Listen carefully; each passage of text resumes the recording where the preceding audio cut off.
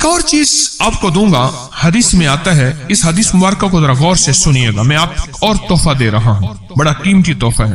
حدیث میں آتا ہے کہ قرب قیامت میں سال ایسے گزریں گے جیسے مہینے، اور مہینے ایسے گزریں گے جیسے ہفتے، اور ہفتے ایسے گزریں گے جیسے دن، اور دن ایسے گزرے گا جیسے شرارہ، چنگاری، آگ جلائے نا آگ، اس میں سے ایسے ایک چھوٹی سی چنگاری اوپر جاتی اور بجھ جاتی ہے۔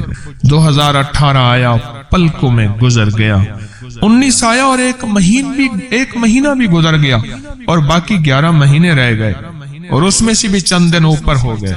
اگر آپ چاہتے ہیں وقت کی برکت، دنوں کی برکت، زندگی کی برکت اور لا علاج بیماریوں سے چھٹکارا، تو آج ایک ٹوٹکا بتاتا ہوں۔ جو بندہ یہ چاہتا ہے کہ اس کے وقت میں برکت ہو، سنیں غور سے، عمر صحت مند چاہتے ہیں، لمبی عمر چاہتے ہیں یا مختصر، وقت میں برکت چاہتے ہیں؟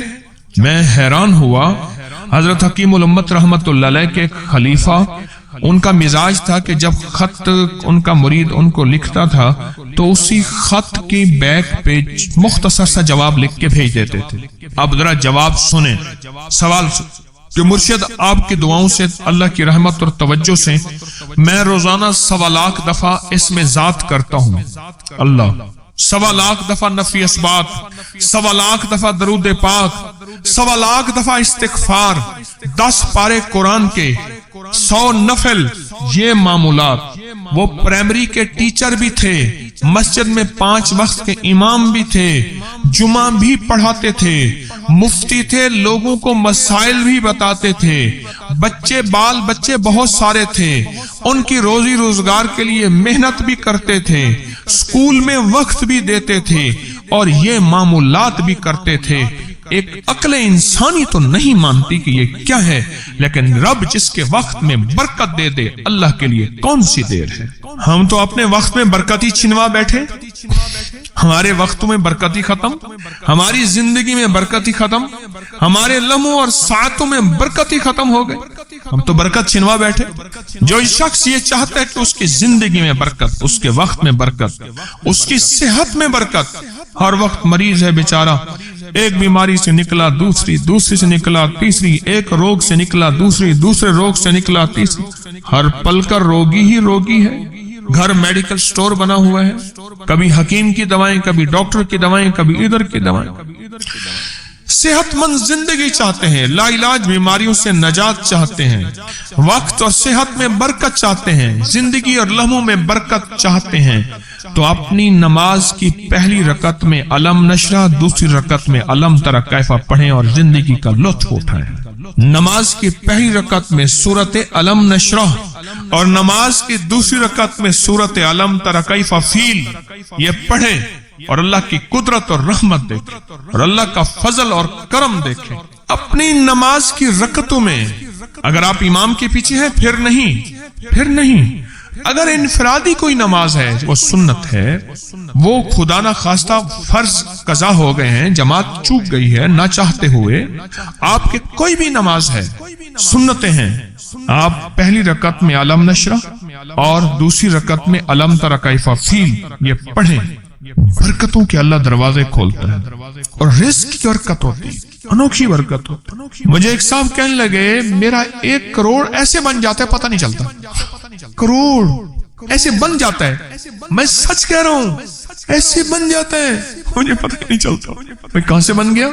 اللہ نے وہ برکت کے خزانے مجھے دیے ہیں۔ اللہ سے ایک چیز مانگا کریں، اے اللہ آج جو تو نے مجھے برکت کا ذرہ دیا ہے، اللہ میری نسلوں تک رکھنا، چھین نہ لینا۔ ہاں اللہ مجھے اگر تو نے برکت کا ذرہ دیا ہے، اللہ یہ مجھے نسلوں تک دینا، اللہ مجھ سے چھین نہ لینا۔ تو برکتوں کے دروازے اللہ کھلوا دے، لا علاج بیماریوں سے نجات دے دے، وقت میں برکت، زندگی میں برکت، سانسوں میں برکت، صحت میں برکت، دولت میں برکت، پیسے میں برکت، نسلوں میں برکت۔ برکت کبھی ختم نہیں ہوتی، کثرت ختم ہو جاتی ہے۔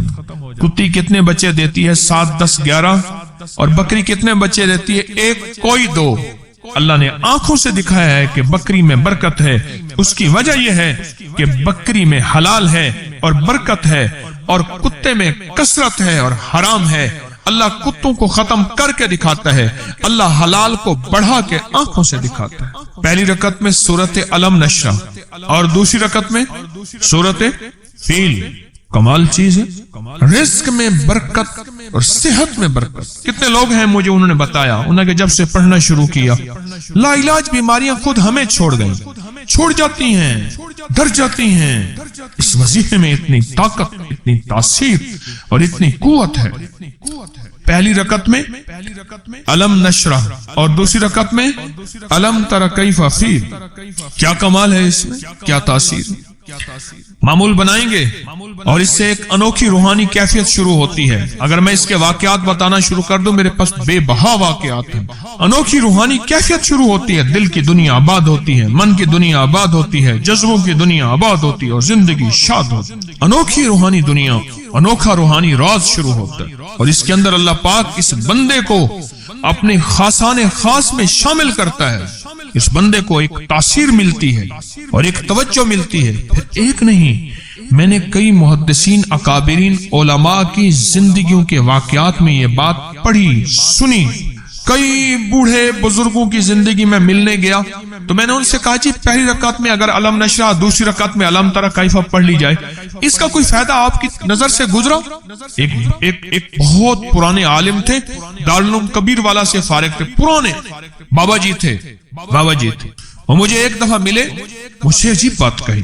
ہمارے ہاں یہاں کوٹ لکھپت ہے لاہور میں، اس کے آگے ایک گاؤں میں گیا، ہمارے ایک بابا جی ہیں عبد المجید صاحب، کینچی کے ساتھ ان کے گھر گیا، ان کے ساتھ ملے بابا جی، مجھے کہنے لگے جی وہ میرے مرشد آ رہے ہیں تو یہ ملنے آئے۔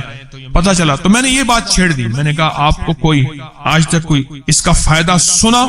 کہنے لگے جب ہمیں سبق یاد نہیں ہوتا تھا اور ہم بھول جاتے تھے، ہمارے استاد کہتے تھے تم نماز میں یہ پڑھا کرو، نوافل میں پہلی رکعت میں علم نشرہ، دوسری میں علم تر کیف، اور کہاں ہمیں سبق یاد ہو جاتا تھا اور ہم ہر چیز پڑھ لیتے تھے، اور امتحان کے دنوں میں ہم جب اچھے نمبروں میں پاس ہونا چاہتے تھے ہم یہی وظیفہ پڑھتے تھے۔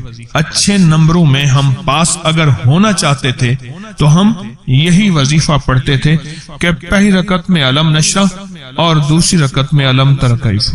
کون سا مشکل ہے، کون سا مشکل ہے؟ وعبقری حساب